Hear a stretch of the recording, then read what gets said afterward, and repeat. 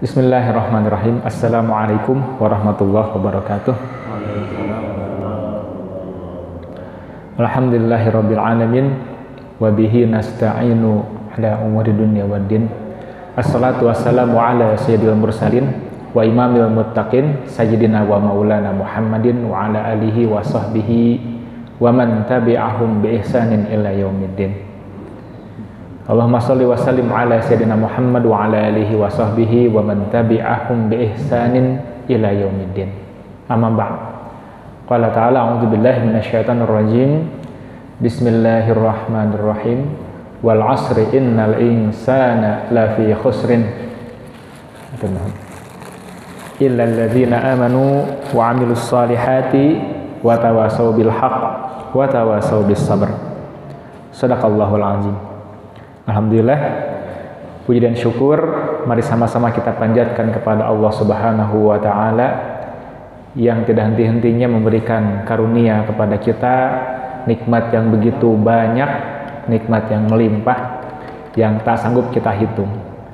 Yang kalau kita hitung tidak akan pernah sanggup kita hitung, yang kalaupun kita coba untuk menggantinya dengan amal ibadah kita tidak akan pernah tergantikan. Ya. Namun yang Allah minta bukan kita hitung-hitung nikmat itu, tapi Allah minta kita beribadah kepada Allah tanpa menyekutukan satu apapun, memurnikan ketaatan kepada Allah Subhanahu wa taala. Salawat dan salam semoga senantiasa tercurah limpah kepada Nabi Muhammad sallallahu alaihi wasallam, pada keluarganya, sahabatnya dan pengikutnya sampai hari akhirat nanti, sampai hari kiamat nanti. Masyaallah muslimin, ikhwan, bapak-bapak, adik-adik rahimakumullah. Allah berfirman, wal asri, demi masa, innal insana, sesungguhnya, di sana pakai inna ya. Sesungguhnya, innal insana, sesungguhnya manusia, la fi khusrin, benar-benar dalam kerugian. Jadi dalam surat Al-Asri ini Allah menggunakan sampai 3 kali penekanan. Pertama, Allah bersumpah dengan wal asri. Di situ wawunya wawu qasam. Ya, wawunya wawu qasam artinya Allah bersumpah atas nama waktu, atas nama makhluk Allah yang bernama waktu. Innal insana, inna, nah penekanan kedua di situ. Sesungguhnya manusia itu la fi khusrin, di situ lamnya pun lam ya, bentuk dari penekanan, benar-benar dalam kerugian. Demi masa, sesungguhnya manusia benar-benar dalam kerugian. Jadi semua orang itu merugi. Dan di sini Allah menekankan mengenai pentingnya waktu, pentingnya masa agar kita memanfaatkannya sebaik mungkin. Dan di malam ini kita hadir ke sini tentu kita menghabiskan waktu kita di sini ya, melewatkan waktu bermalam minggu di masjid yang kalau orang lain mungkin malam minggu itu acaranya adalah bawa keluarga ke kafe ya, atau misalkan di rumah sesonoan dengan pasangan, tapi di sini luar biasa. Saya saksikan bapak-bapak, akang-akang, adik-adik ini hadir ke sini untuk thalabul ilmi. Moal lebar gitu waktu sana sumpingkan dia. Insyaallah. Moal kaduhung. Ya. Insyaallah moal kaduhung. Karena apa? Karena Rasulullah Shallallahu alaihi wasallam pernah bersabda, man salaka thariqan, barang siapa yang menempuh jalan ya, man salaka thariqan yaltamisu fihi ilman, yang pada jalan itu untuk apa? Mencari ilmu di dalamnya, sahalallahu lahu thariqan ilal jannah, Allah akan mempermudah jalan orang itu untuk menuju ke jannah, kepada surga. Jadi langkahnya kita dari rumah ke sini itu sama dengan mendekatkan kita kepada jannah Allah Subhanahu wa taala. Ya. Dan semakin jauh jaraknya, maka semakin besar pahalanya. Yang di sini siapa yang paling jauh? Ada? Yang paling jauh itu dari ujung berung.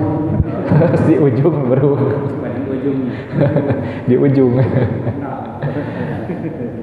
Ya. Jadi tidak akan menyesal orang-orang yang meluangkan waktunya, melangkahkan kakinya untuk menuju majelis-majelis ilmu. Allah akan permudah jalannya ke surga. Amin ya rabbal alamin. Dan bukan sembarang orang yang bisa meninggalkan kesenangan untuk menuju kepada sesuatu yang di sana perlu pengorbanan perjuangan untuk meraih keridhaan Allah Rasulnya, melainkan orang-orang yang sudah merasakan nikmatnya iman. Jadi hanya orang-orang yang merasakan manisnya iman itu adalah orang-orang yang sudah menempatkan Allah Rasulnya di atas kecintaan kepada segala apapun termasuk dirinya sendiri. Ya. Jadi orang-orang yang merasakan manisnya iman itu hanya orang-orang yang seperti itu. Makanya kita bisa lihat kaum muslimin di generasi-generasi awal, di tengah mereka berkorban, di tengah mereka kesusahan demi perjuangan agama Islam, mereka masih tersenyum dan berbahagia. Padahal mereka itu mengalami bahaya yang mengintai kapanpun demi agama ini, tapi mereka merasakan bahagia. Sampai salah seorang sahabat pernah berkata seperti ini, bapak-bapak, ya, malam yang paling indah bagiku, yang paling membahagiakan bagiku adalah malam ketika aku mengintai, berjaga, mengintai musuh di malam hari, di saat-saat jihad fisabilillah.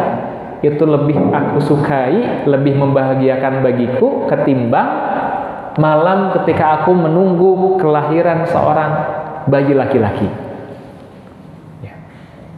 Sampai seperti itu. Saking apa? Saking kecintaan sahabat ini sudah mencintai Allah Rasulnya di atas segala apapun.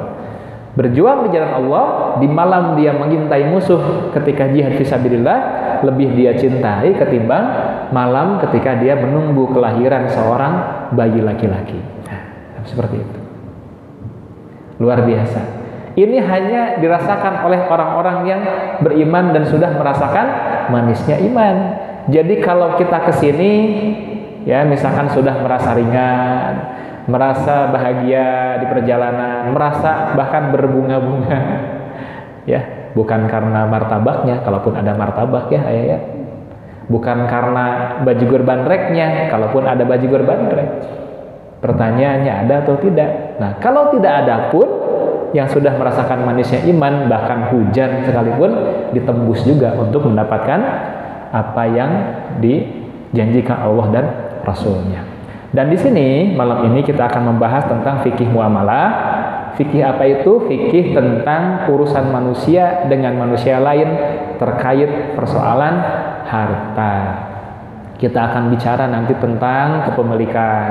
Kita bicara tentang jual beli, tentang sewa menyewa, utang piutang, dan seterusnya sampai kerjasama usaha. Yang ini adalah kegiatan sehari-hari kita. Berarti karena ini kegiatan sehari-hari, maka sudah termasuk ilmul hal. Ilmu yang mana keadaannya menuntut kita segera menguasai ilmu tersebut karena kita sedang menghadapinya. Jadi ilmu yang wajib segera difahami, dikuasai oleh seorang muslim adalah ilmul hal, yaitu terkait dengan apa-apa yang sedang dihadapi. Begitu. Jadi ketika kita mau menikah, maka harus segera mungkin menguasai tentang fikih munakahan, sah batalnya akan nikah, kemudian hak kewajiban pasca pernikahan, masalah pernafkahan sampai masalah talak dan rujuknya harus sudah difahami. Jangan sampai begini, mau menikah, ya besok menikahnya ditanya sudah hafal doa berhubungan suami istri belum? Belum. Nanti gimana? Ya bismillah bismillah cenanya. Nah, ya anak bapak dilamar sama pemuda, ditanya jawabnya begitu, ditikahkeun moal ya moal maka tuh kita ngaji heula ya dia berarti nggak paham tentang pernikahan, nggak paham tentang hak suami istri, halal haram dalam pernikahan, dia nggak tahu. Nah ini berbahaya, makanya ilmu al-hal itu adalah ilmu yang harus segera dipelajari dan diprioritaskan. Nah sekarang pertanyaannya, jual beli, sewa menyewa, utang piutang, gitu. Sedang kita hadapi dan laksanakan atau belum? Sudah dan sedang dihadapi atau belum? Jual beli. Bapak-bapak suka menjual? Suka membeli? Nah, berarti harus sudah paham fikih jual beli. Utang piutang, aya nu gaduh utang? Banyak. Ya, berarti sudah harus ngerti tentang fikih utang piutang. Berarti sudah termasuk ilmu al-hal untuk kita. Harus difahami, harus dikuasai, ngerti batasnya, ngerti halal haramnya. Gitu ya. Nah, makanya harus kita pelajari. Kira-kira kalau ada seorang muslim pedagang ngerti fikih muamalah, luar biasa apa tidak? Luar biasa. Menurut saya itu biasa-biasa saja. Kenapa? Karena memang sudah seharusnya. Yang luar biasa adalah seorang muslim resep dagang, resep karena usaha teu ngarti fikih muamalah, eta luar biasa. Nekat wanian. Kasieun. Itu luar biasa. Ibaratnya orang yang baru belajar motor, baru bisa kena motor, langsung ke jalan. Nah, itu luar biasa, bedagong. Ya. Nah, jadi harusnya sebagai seorang muslim sudah dasarnya kita mengerti fikih muamalah kalau memang kita sudah melakukan kegiatan muamalah. Lain kalau anak kecil yang baru akil balik gitu, atau ya baru pisan gitu ya, belum pegang harta, ya udah berarti dia harus belajar sholat dulu, nanti tentang harta dia bisa nyusul ya. Baik, sekarang kita akan bahas bab yang paling dasar dari fikih muamalah, yaitu terkait dengan pandangan kita mengenai harta kekayaan. Yang ini beda cara pandangnya dari orang-orang di luar Islam. Kita punya pandangan sendiri yang sumbernya dari keimanan, dari akidah, dari keyakinan. Beda. Jadi nggak akan ketemu nanti antara muslim dengan kafir tentang makna harta, nggak akan ketemu. Beda jauh. Ya. Nah, kita masuk ya. Sebentar. Nah, ini hadis yang pertama. Nabi berkata, ad-dunya hulwatun hadiratun. Dunia itu manis dan hijau. Dunia teh pikarasepeun. Ya. Nah, bapak-bapak, akang-akang, ibu-ibu, teteh, cinta dunia tidak? Cinta. Suka dunia tidak? Suka. Tuh. Lihat pohon buahnya ranu meresep ke kabita, kabita.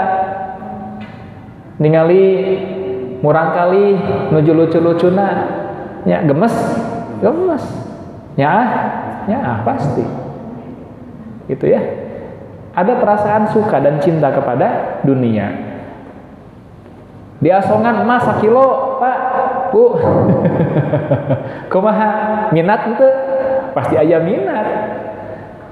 Di Asongan mobil, ya mobil mewah SUV pang anyarna, merek Mak Jero. Kabita itu, ya pasti kabita. Itulah memang ya dunia itu hijau dan manis, gitu, menggoda. Setiap orang ingin, ya. Manis tasaba fiha malan. Barang siapa yang mencari harta di dalamnya, min hillihi, dari apa-apa yang dihalalkan. Ini hilang lagi nih proyektornya. Min hillihi, dari apa-apa yang dihalalkan, wa anfaqahu fi haqqihi, dan menafkahkannya pada haknya. Sebentar biar kelihatan. Nah, ini. pada haknya, asabahullahu alaih, maka Allah akan berikan balasan pahala kepadanya. Ya. Wa uradahu jannatahu, dan akan memasukkannya ke dalam surga. Ya, jadi kalau orang yang di dunia ini berikhtiar mencari harta dengan cara yang halal, Allah berikan imbalan kebaikan. Berarti di sini mencari harta, ngejar harta, boleh enggak? Boleh, bahkan mendapatkan pahala kalau mencarinya dengan cara yang dihalalkan dan membelanjakannya dengan haknya, sesuai dengan haknya. Nah, dapat pahala dan dimasukkan ke dalam surga. Ya. Kebalikannya, wa man iktasaba fiha malan, dan barang siapa yang mencari harta di dunia min ghairi hillihi, dari yang tidak dihalalkan, wa anfaqahu fi ghairi haqqihi, dan menafkahkan pada yang bukan haknya, ahallallahu darul hawan, maka Allah akan memasukkannya ya ke negeri kehinaan. Di sini Rasulullah ya menggunakan sebutan negeri kehinaan. Artinya negeri kehinaan ini bisa jadi ya di dunia atau bisa jadi di akhirat. Jadi orang-orang yang mencari harta dari cara yang tidak halal, atau dia itu membelanjakannya tidak pada haknya, maka Allah akan timpakan kehinaan kepada orang ini di dunia maupun di akhirat. Ya. Waruba mutakhawwidin fi malillahi wa rasulihi lahun naru yaumal qiyamah. Ya, dan banyak orang yang mendapat menangani harta Allah dan Rasulnya kelak di hari kiamat mendapatkan siksa neraka. Ya, nah apalagi kalau pegang harta milik Allah dan Rasulnya, titipan harta zakat, wakaf misalkan ya, harta anak yatim yang itu amanah. Nah itu banyak orang yang tidak amanah memegang harta tersebut. Jadi hati-hati. Ya. Jadi bagi Muslim, harta itu harus dicari hanya dari cara yang halal, karena nanti akan membawa konsekuensi, membawa akibat di dunia maupun di akhirat. Ya, nanti di akhirat bahkan akan dihisab harta itu satu persatu, rupiah per rupiah, koin per koin akan ditanya. Nabi berkata, ya, tidak akan pernah bergeser kaki anak Adam di hari kiamat di hadapan Robnya sampai ditanya mengenai 4 perkara. Berapa perkara? 4. Pertama, tentang umurnya. Untuk apa dihabiskan? Ditanya, malam minggu apa? Pengajian di Imtiaz. Nah, good. Tinggal ikhlasna we nya. Nah, kunaon datang? Aduh, kata kabita ku materina good gitunya. Nah, bonusana aya martabakna, alhamdulillah. Itu mah bonus. Kalau ada ya ayat, mudah-mudahan ada. Insyaallah. Ya. Bisa kita pertanggungjawabkan, tapi kalau misalkan waktu itu digunakan pada hal yang tidak berguna, nah itu repot hisabnya. 1, tentang waktu, umurnya. 2, tentang masa mudanya, untuk apa dihabiskan, dipakai apa masa mudanya. 3, tentang harta. Ternyata harta ditanya 2, dari mana dapatnya, kemudian kemana dibelanjakan. Cara dapatnya bagaimana? Dibelanjakannya kemana? Kamu dapat 100 juta, dari mana? Padahal kamu angkat kaki, ya Allah, saya syirkah, saya sebagai sahibul mal, investor, aman? Insya Allah aman. Ya. Dari mana itu kamu 1 miliar? Dapat nyabet. Nyabet uang kantor, sudah, silakan. 2, kemana belanjanya? Ya, harus pada cara yang halal, pada haknya. Kalau tidak, nggak akan selamat. Dan ini dua-duanya ini syarat mutlak lulusnya kita terkait hisab harta. Jadi nggak bisa kita berangan-angan begini, cari uang asal, ya, yang subhat sedikit juga diambil, yang haram ya haram sedikit malah, ya, sedikit ini, atau bahkan misalkan banyak dapatnya dari harta korupsi. Misalkan anggapannya begini, kalau sudah korupsi bismillah we sodakohan ku abdi hartana, ya, dizakati, diwakafkan sebagian, insya Allah jadi bersih, cenah di mana eta teorina, ya, karena bukan hanya dari kemana membelanjakan, tapi dengan cara apa dia mendapatkan. Kan ada orang-orang yang bisnisnya kotor dari maksiat, jual narkoba, jual barang-barang haram, atau misalkan melacur, ya, tapi kemudian dia sumbang pesantren, sumbang anak yatim, bangun masjid, ya, selamat nggak? Nggak akan selamat, karena cara mendapatkannya haram sekalipun dia banyak amal dari. Kenapa? Karena ya kata Nabi, la yujibka imruun kasaba malan min haramin, jangan buat kamu takjub orang yang ya kaya dari harta yang haram. Wa in anfaqa aw tasaddaqa bihi lam yuqbal minhu, kalau dia infakkan atau dia sedekahkan tidak akan diterima. Capek-capek ngumpulkan harta disedekahkan nggak jadi amalan, dipakai nafkah keluarga nggak jadi amalan, capek gawe teka pakai, akhirnya masuk ke negeri kehinaan. Ya. Geus mah korupsi teh resiko dibui, anggapanna disedekahkeun bisa nebus surga, teu bisa, cilaka, nggak ada untungnya. Nah itu, jadi hati-hati. Ya, yang terakhir keempat tentang ilmunya. Bagaimana ilmu tersebut diamalkan, itu akan ditanya. Semakin banyak harta ikhwan akhwat sekalian, hisab yang akan dijalani semakin lama. Ya, dan berat. Sahabat saja yang kayaknya luar biasa, namanya adalah Abdurrahman bin Auf, seorang saudagar. Apa kata Nabi SAW? Nanti Abdurrahman bin Auf itu masuk surganya merangkak, ngorondang. Itu disampaikan oleh Rasulullah di hadapan Sayyidati Aisyah radhiyallahu anha. Dan Siti Aisyah itu lupa, baru ingat ketika ada peristiwa Abdurrahman bin Auf baru pulang dagang, bawa keuntungan banyak. Seisi Madinah heboh. Kenapa? Karena karavannya barisannya 100 unta lebih, berisi barang dagangan penuh muatan hasil keuntungan. Wah, semuanya berdecak kagum. Bunda Aisyah ingat, ini Abdurrahman bin Auf nih, nanti masuk surganya merangkak. Dan ternyata ucapan ini, hadis ini didengar oleh sahabat yang lain sampai ke telinga Abdurrahman bin Auf. Kaget dia, banyak leres gitu, leres.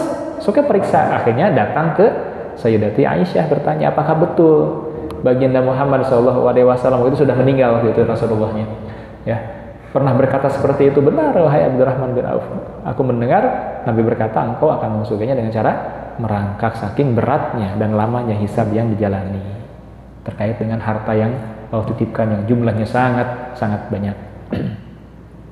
Ya, Bapak Gue mau nggak masuk surga merangkak? Mau aja kalau masuk. Kalaupun disuruh koprol juga, insya Allah mau, asal masuk. Ya, nah kita mah kan nggak dijamin. Jadi Abdullah bin Auf mah dijamin, tapi ya begitu. Beliau hisabnya lama. Ya. Nah, jadi gimana tuh sekarang? Udah mending miskin aja, gitu ya, nggak usah kaya. Ya, ada juga orang miskin yang tidak selamat di hisab nanti. Ada. Ada yang miskin nggak selamat, ada.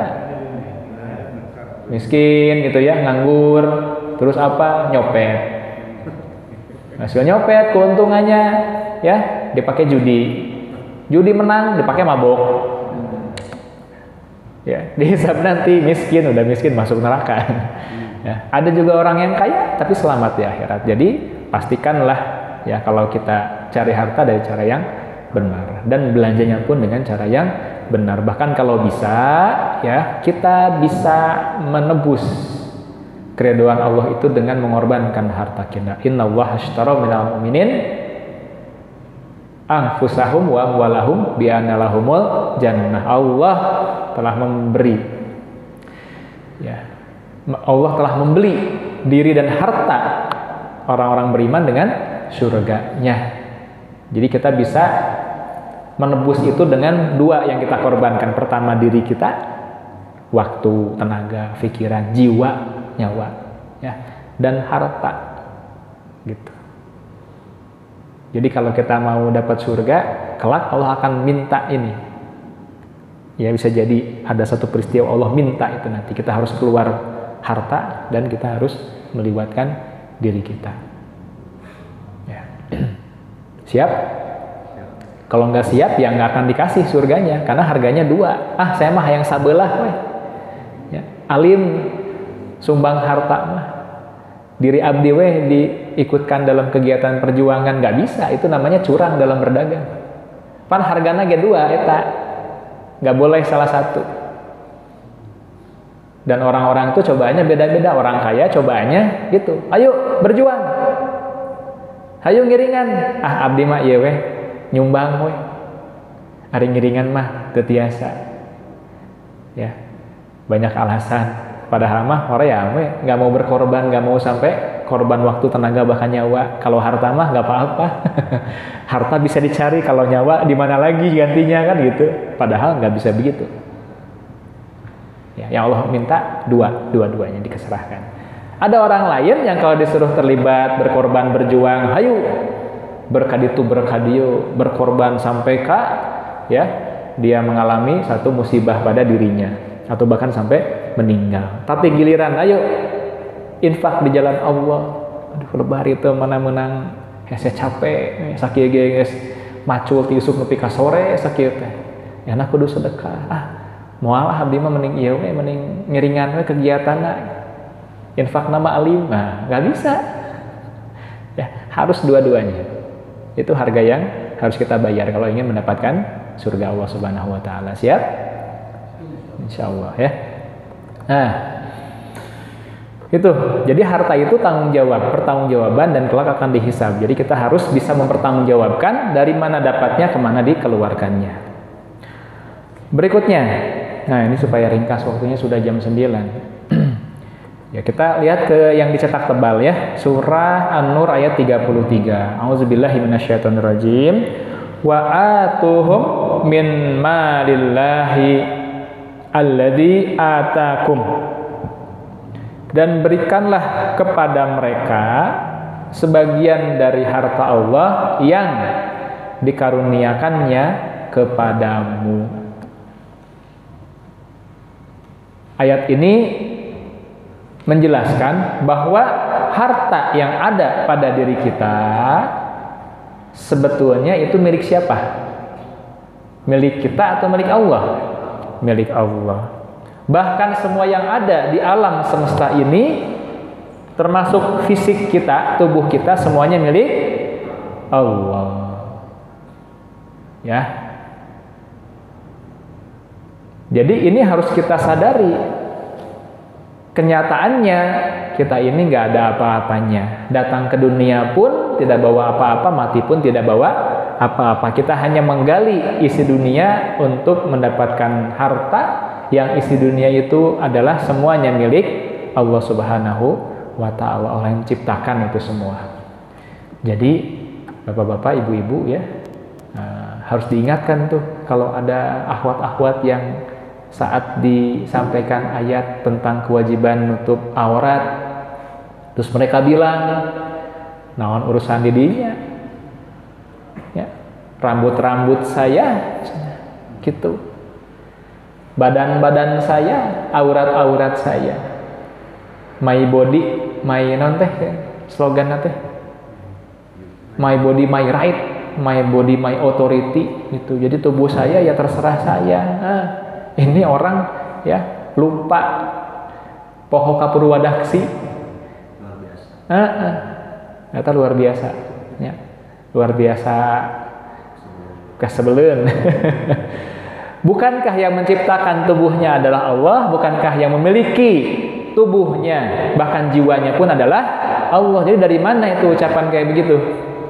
Badan saya ini terserah saya, rambut-rambut saya terserah saya. Bukan, badan itu Allah berikan kepada kamu, rambut itu Allah berikan kepada kamu, jiwa kamu pun itu Allah yang ciptakan. Jadi nggak bisa beranggapan seperti itu. Apalagi kalau diucapkan sama orang yang mengaku muslimah. Sangat tidak pantas. Di mana Allah kalau begitu? Dia nggak mengakui dong bahwa tubuh dia itu Allah yang ciptakan. Nah, itu sudah fatal itu kesalahannya. Tapi sayang, banyak yang seperti itu. Banyak yang seperti itu. Ya. Bahkan sampai-sampai dimasukkan ke dalam peraturan tentang ini belum disahkan ini. Undang-undang TPKS, tindak pidana kekerasan seksual. Jadi ada pasal-pasal dalamnya, diantaranya itu ada yang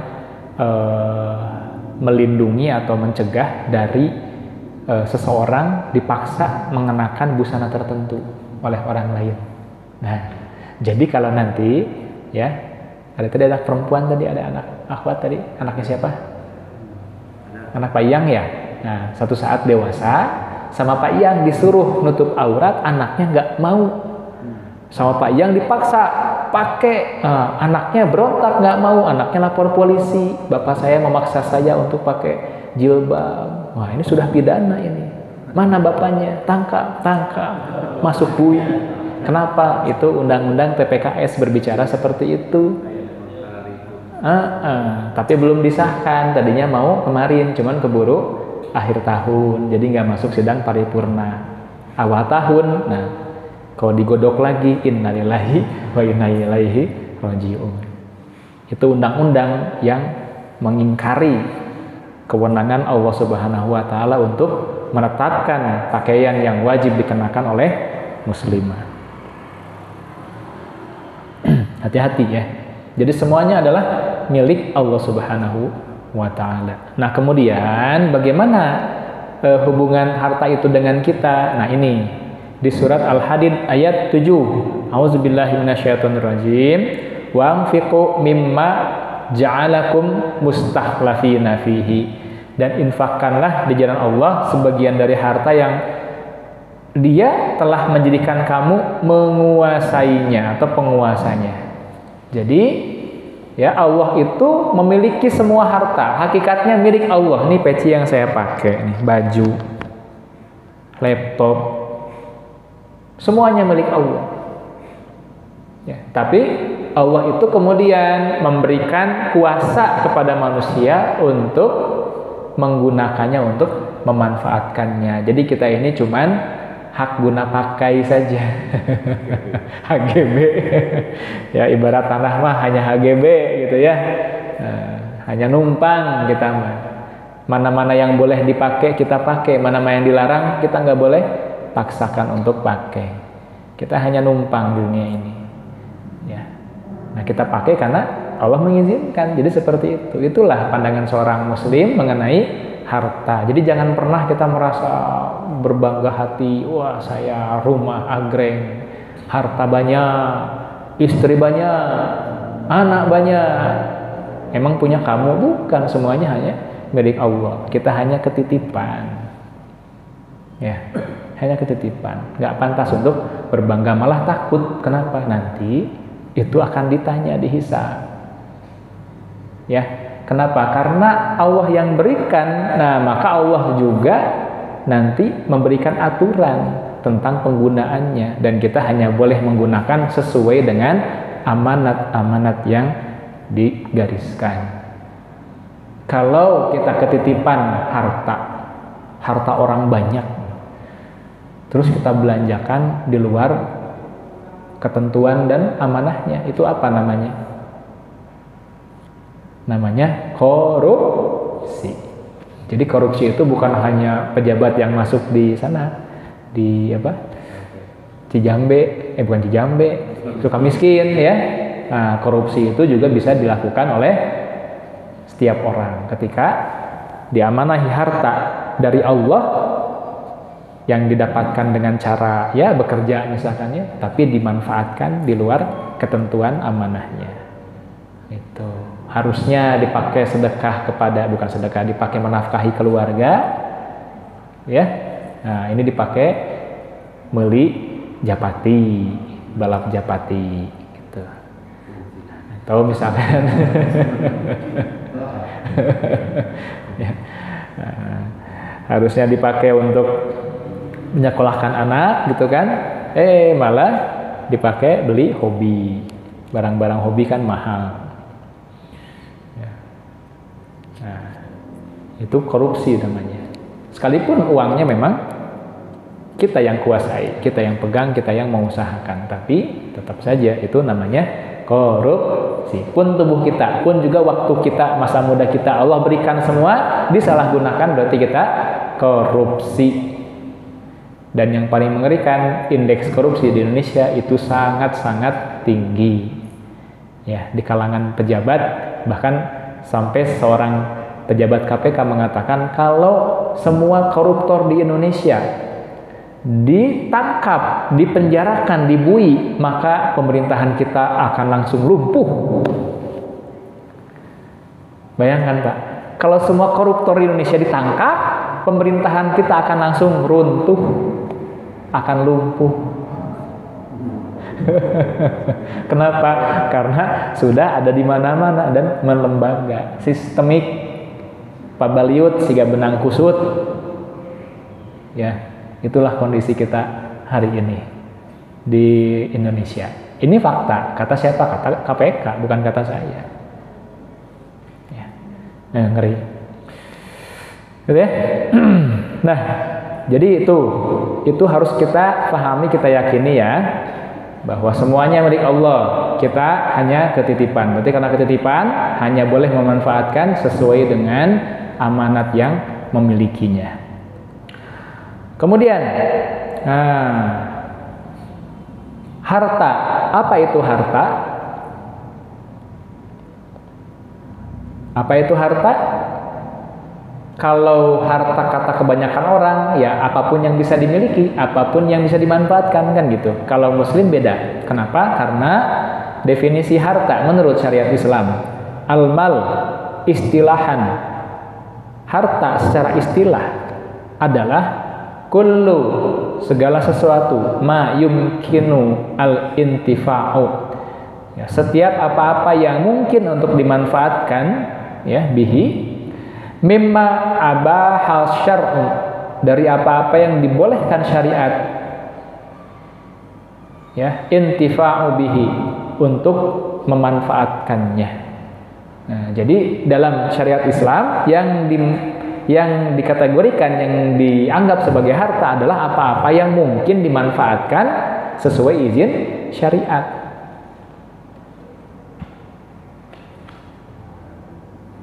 Karena ada beberapa jenis benda yang itu dilarang oleh syariat untuk dimanfaatkan. Apa contohnya? Contohnya apa? Barang-barang yang diharamkan, ya, yang diharamkan, khomer, bangkai, darah, babi, nah itu haram.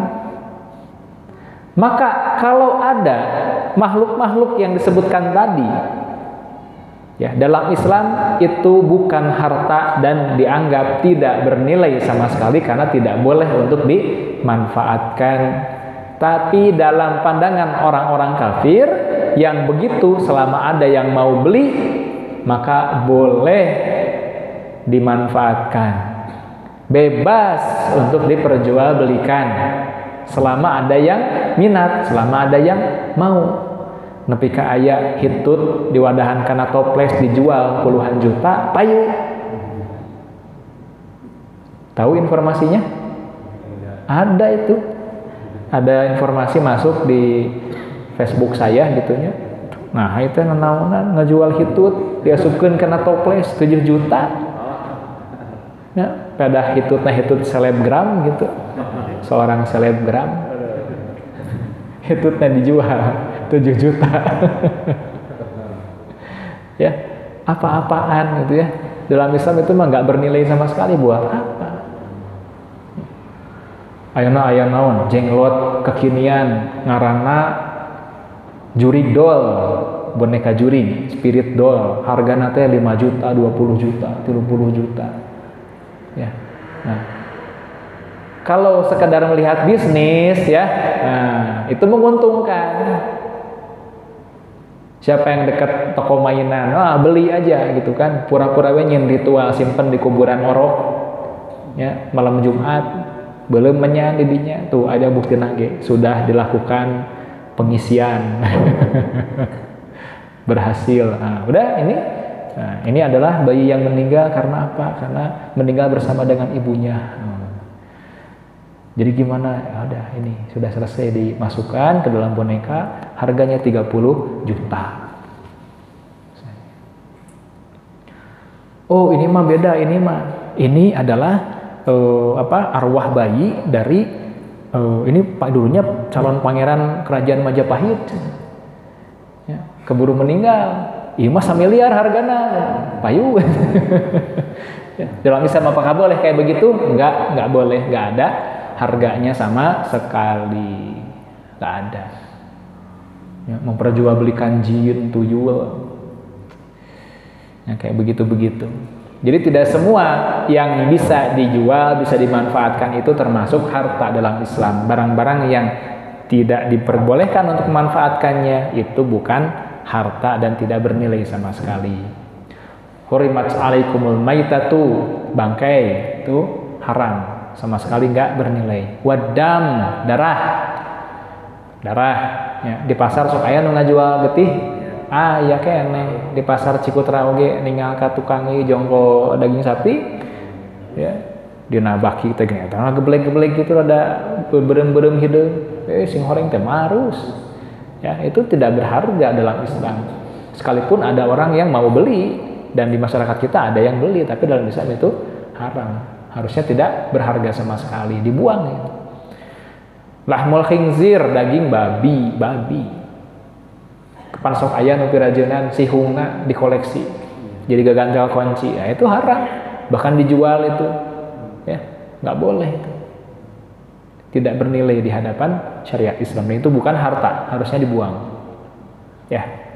Nah, jadi tidak semua hal itu adalah harta, tapi yang halal, nah itu baru harta. Ini halal diminum, berarti ini bisa jadi harta. Mana tadi roti itu belakang, itu dimakan boleh harta. Ini gimana status zatnya? Halal, harta. Ieu tah batu akik, hejo Garut, geus teu usumnya. Ini harta. Nih baju harta. Ya, kenapa? Karena status zatnya halal, berarti boleh dianggap sebagai harta.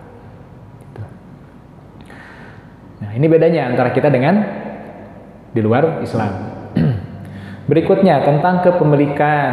Nah, kepemilikan. Siapa sih yang tidak ingin memiliki? Semua pasti ingin memiliki. Kira-kira bapak-bapak, ibu-ibu, kalau ada motor, lebih enak motor pinjaman atau motor milik sendiri? Milik sendiri. Rumah, lebih ideal ngontrak atau ideal milik sendiri?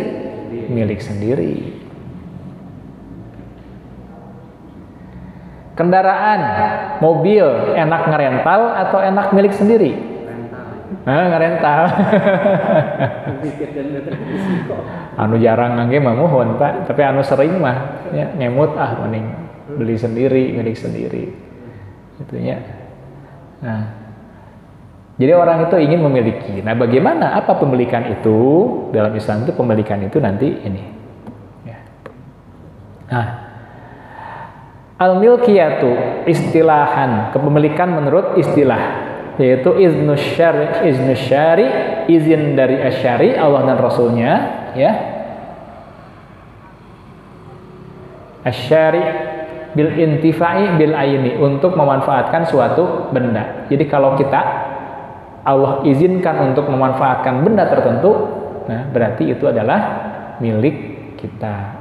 Diperjelas lagi oleh Dr. Muhammad Rawas Al-Ahji. Al-milkiyatu istilahan, kepemilikan secara istilah syariat, ya.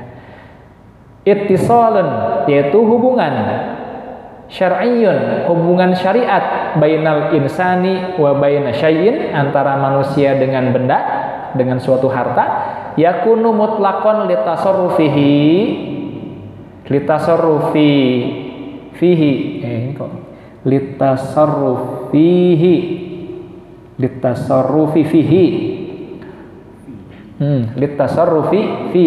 Ini hanya kelebihan, ya. Jadi hubungan syariat antara seseorang dengan harta, ya, yang memberikannya hak mutlak untuk mentasarrufkan, untuk memanfaatkan harta tersebut. Wahajizan min tasarrufi ghairihi fihi, ya. Dan mencegah orang lain untuk memanfaatkan benda tersebut. Jadi kalau menurut syariat Islam, misalkan laptop ini milik saya, sah menurut syariat ini milik saya dengan cara yang benar dapatnya, gitu ya. Nah, maka saya berhak sepenuhnya memanfaatkan laptop ini. Mau saya isi dengan murotal, terserah saya, boleh. Mau saya pakai kerja ngetik, boleh. Mau dipakai presentasi, boleh. Mau saya pinjamkan ke orang, boleh. Mau saya hadiahkan, mau saya jual juga, boleh. Mau saya bongkar, saya rongsok juga, boleh. Karena ini adalah milik saya yang sudah sah menurut hukum syariat, karena cara mendapatkannya sudah sah menurut syariat. Itulah kepemilikan. Dan karena ini sudah sah milik saya, maka saya boleh untuk mencegah Bapak Ibu sekalian memanfaatkan laptop ini. Kang Teja pinjam, aduh punten, nggak boleh karena ada data pekerjaan penting belum selesai, takutnya nanti error atau bagaimana, itu ya. Kang Teja punten lihat layarnya, punten nggak bisa. Kenapa? Ini ada surat cinta dari yayangku. Nah, boleh. Kenapa? Karena ini milik saya. Saya berhak melarang orang lain untuk memanfaatkannya. Dan boleh tidaknya memanfaatkan, berhak tidaknya kita melarang orang, itu yang menentukan syariat Islam, Allah dan Rasulnya, bukan semata-mata kita. Jadi bisa saja sesuatu yang asalnya milik kita, kita anggap milik kita, di tangan kita, dapat dari jalan usaha kita, ternyata kata syariat bukan milik kita, maka itu berarti bukan milik kita. Contohnya apa? Satu, kewajiban zakat ketika harta bapak ibu sudah nisab dan haul, maka 1/40-nya itu bukan milik kita, tapi milik orang lain yang 8 asnaf. Kalau harta itu kita tahan, boleh nggak? Nggak boleh, karena bukan milik kita, apalagi kita pakai. Ya. Udah tahu, udah wajib zakat. Dipakai jajan, habiskan hartanya, jajan mobil. Udah nisab haul, harusnya keluar zakat, dibelanjakan ke yang lain. Atau sudah dipisahkan ini. Dipisahkan hartanya 2,5%, 1/40-nya. Kagoda da agung misalkan. Iya, 2,5% lagi 50 juta. Aduh, ya. Lumayan ya. Bisa dipakai beli apa sekarang? Sepeda udah nggak musim. Kijang kapsul. Nah, hobi apa? Kemarin makan ngagoda teh ieu nyakit. Terus sepeda. Nah, nanti nggak tahu sekarang lagi musim apa. Lagi nggak ada yang musim ya? Lagi nggak ada. Nah, corona ya. Corona. Ya, atau apa dipakai main gitu ya, off road misalkan, itu udah nggak betul ya. Jadi itu bukan milik kita, sekalipun di tangan kita hartanya dan jalannya dapat dari ikhtiar usaha kita yang kita jalankan. Tapi kalau kata Allah bukan milik kita, ya sudah bukan milik kita. Contoh lain, ada sebuah pohon. Nah, bahno kumaha duren tas ya, tas buahan Pak. Ya misalkan nih banyak, amin mudah-mudahan tangkal nate agung, buahna seueur, durena wah pokoknya mah mantep kuenya, komo bawor mah War saya sudah pernah coba, mantap.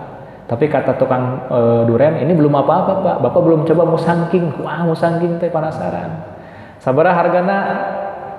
Ngajuta-juta kan. Misalkan. Sudah besar duriannya, ya buahnya banyak, ternyata ada satu cabangnya menjulur ke tanah tetangga. Dan di situ buahnya lebat, besar-besar. Kira-kira milik siapakah durian yang tumbuh di cabang tersebut? Milik tetangga. Kata siapa milik tetangga? Kata syariat, kata Allah dan Rasulnya. Ya, sekalipun kita yang menanam, kita yang memupuk, kita yang merawat, dan kita bahkan sampai dari awal pembibitannya ngokulasi teh.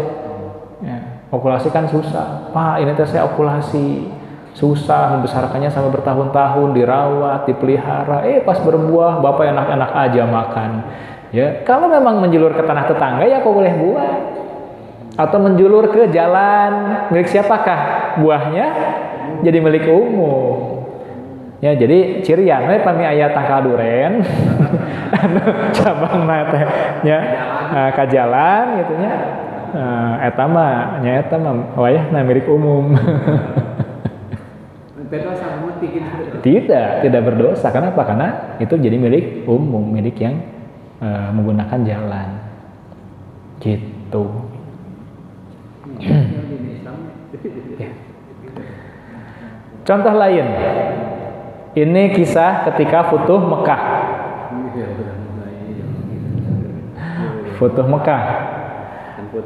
Ya. Ada seorang wanita Quraisy, anak pemimpin Quraisy, istri pemimpin Quraisy, namanya Hindun. Hindun istrinya siapa? Abu Sofyan. Abu Sofyan itu apa jabatannya? Sebagai pemimpin kota Makkah yang menggantikan Abu Thalib. Ya. Nah, ketika Futuh Mekah, Hindun masuk Islam, berbayat kepada Nabi. Nabi mengambil janji untuk meninggalkan 3 perkara yang saya ingat ya. Pertama, agar tidak menyekutukan Allah. Gimana siap? Siap. Yang kedua, agar tidak berzina. Siap? Siap. Yang ketiga, agar tidak mencuri. Nah, Hindun interupsi. Ya Rasulullah, bagaimana dengan saya? Saya suka. Jadi suami saya teh, Abu Sufyan teh pelit. Tidak memberikan kecuali kurang sedikit ngasihnya teh. Tidak sesuai dengan kebutuhan saya dan anak-anak. Dan saya suka buka dompetnya, suka saya kutip uangnya untuk belanja rumah tangga. Apakah itu boleh ya Rasulullah? Nah, ternyata apa? Ternyata Nabi mengizinkan selama ngambilnya wajar. Nah, jadi perbuatan Hindun mengambil uang yang ada di suaminya itu tidak disebut mencuri. Kenapa? Karena Hindun juga punya hak milik terhadap uangnya Abu Sofyan, karena punya hak nafkah. Jadi bisa jadi ya, ada harta di tangan orang lain sebetulnya itu adalah milik kita. Atau mungkin ada harta di kita sebetulnya milik orang lain, seperti tadi Hindun binti Utbah itu. Ya, jadi bapak-bapak pulang dari sini harus paham.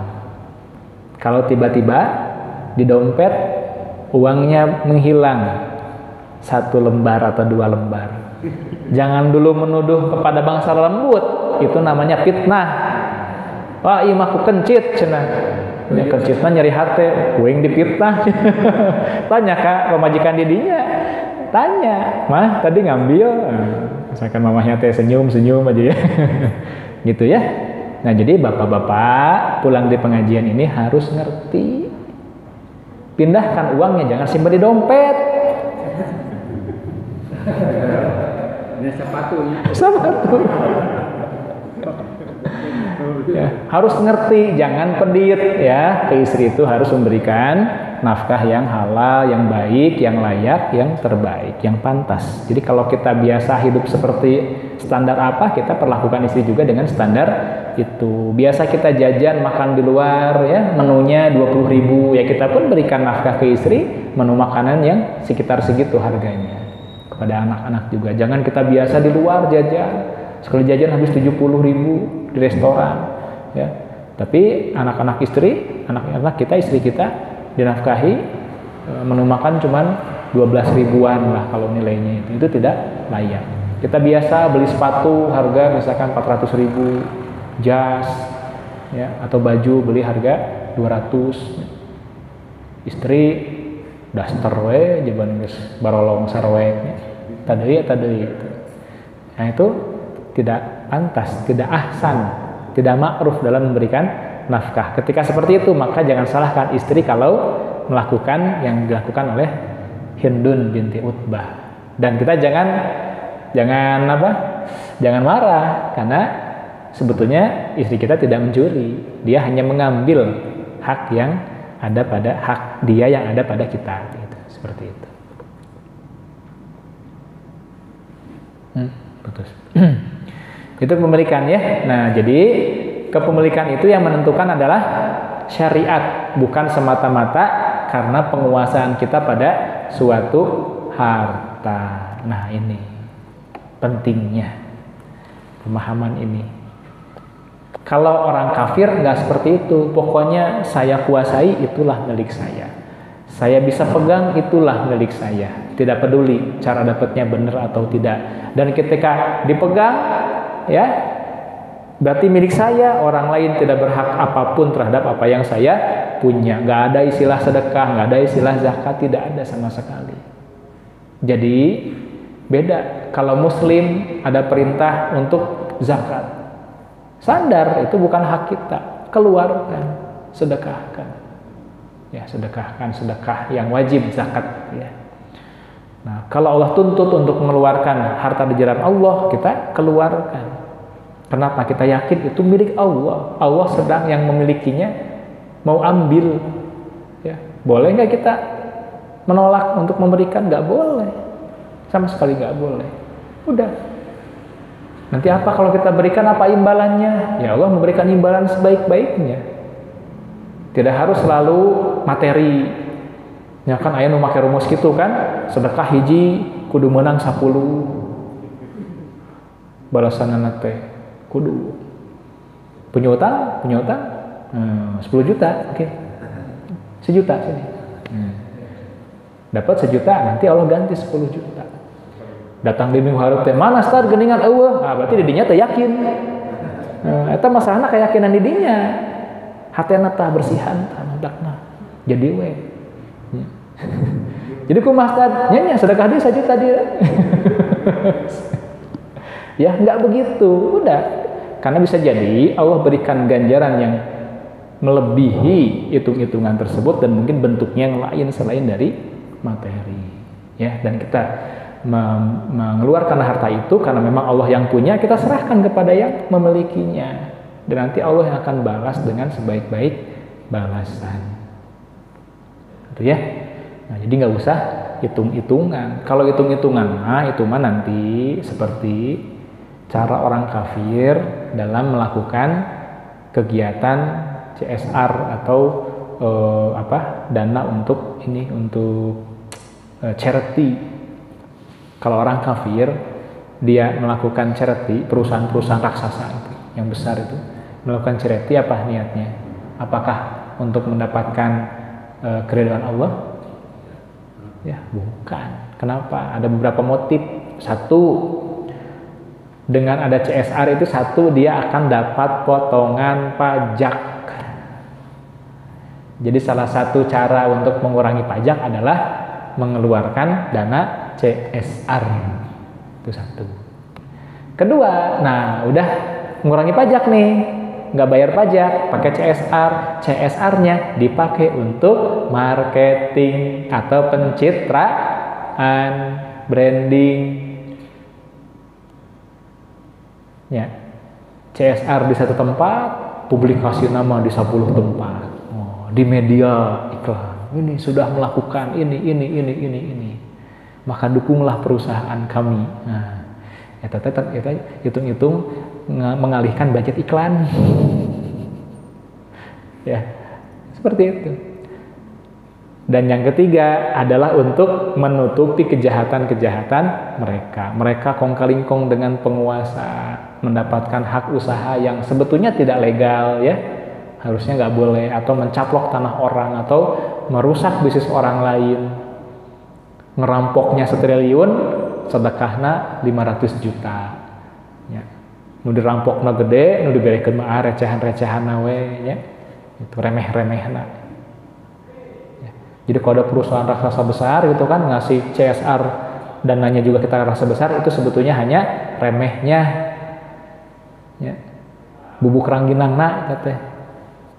Yang dia rampok banyak, dan dia mengeluarkan dana itu untuk menutupi borok-borok, menutupi kejahatan-kejahatan yang sudah mereka lakukan. Nah itulah bedanya antara muslim dengan orang-orang kafir.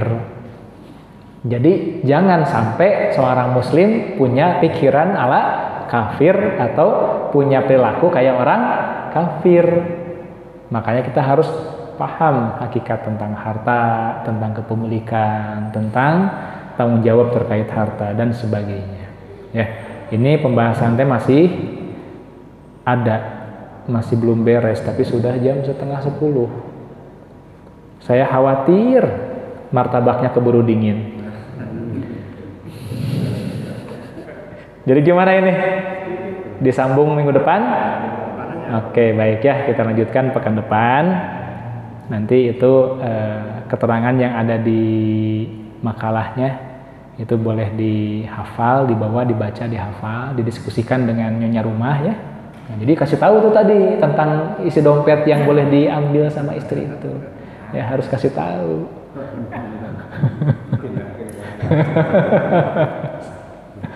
Ya gitu. Baik, terima kasih atas segala perhatiannya. Mudah-mudahan kehadiran kita di sini menjadi wasilah datangnya semua kebaikan kepada kita dan kepada keluarga kita. Ya, dan Allah tambahkan keberkahan pada keluarga, pada ilmu, pada harta, pada waktu usia kita.